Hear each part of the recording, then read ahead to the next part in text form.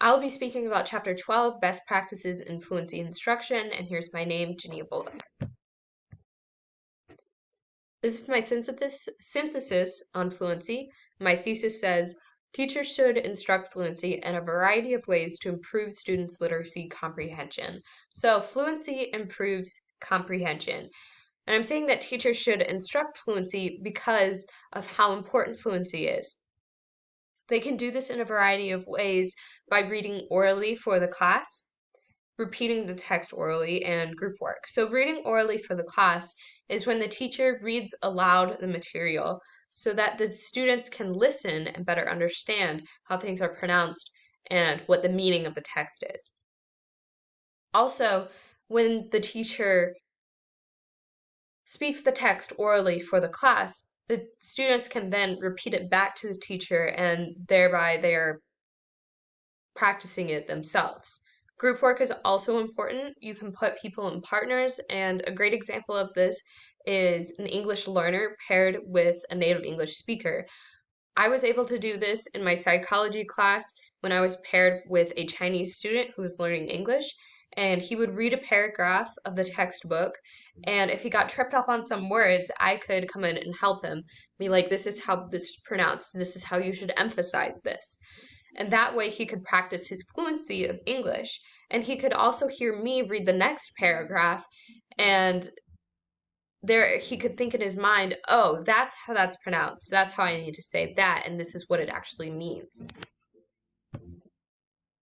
For my personal application, in the past, I used fluency for AP Literature, where we would have complex text like Beowulf and Shakespeare, and we would have to read through them, and fluency helped so much with those, being able to read through it, and also with our tests, being able to read the questions fluently with the proper emphasis and pronunciation of different words, and you could go through it much quicker and be able to understand it better. For a funny example, in the past, elementary school, we would read aloud in class a lot. And one example was when a girl reading the science textbook said Jemima rays instead of gamma rays, and we all thought it was hilarious. But this is a good example of how fluency is so important for all grades, all classes, because you need to be able to read something and understand it. For the present, I do a lot of reading in all of my classes. For example, themes of Western thought, reading through all of the philosophers and their philosophies and ideas, being able to read through fluently has helped me understand it better. In the future, I want to use all of these methods, and such as group discussions, reading orally to my class to make the text more understandable for my students.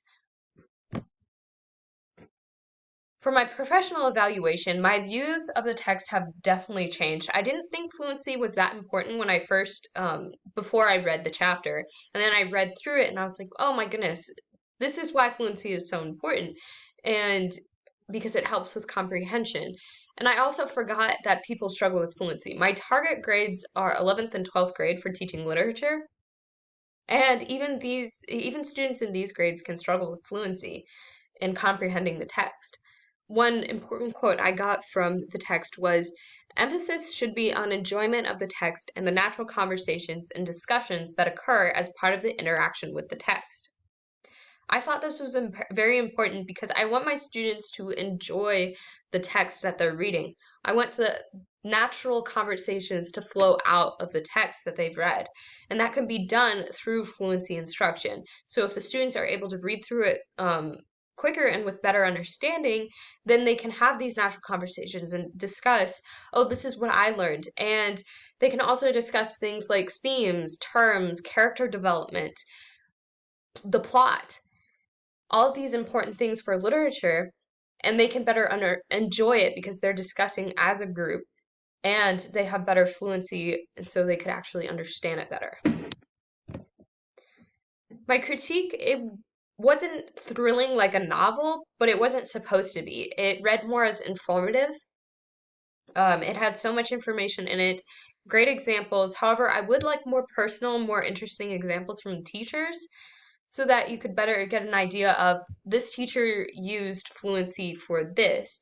And so you could see these specific examples. The overall organization, however, was really great.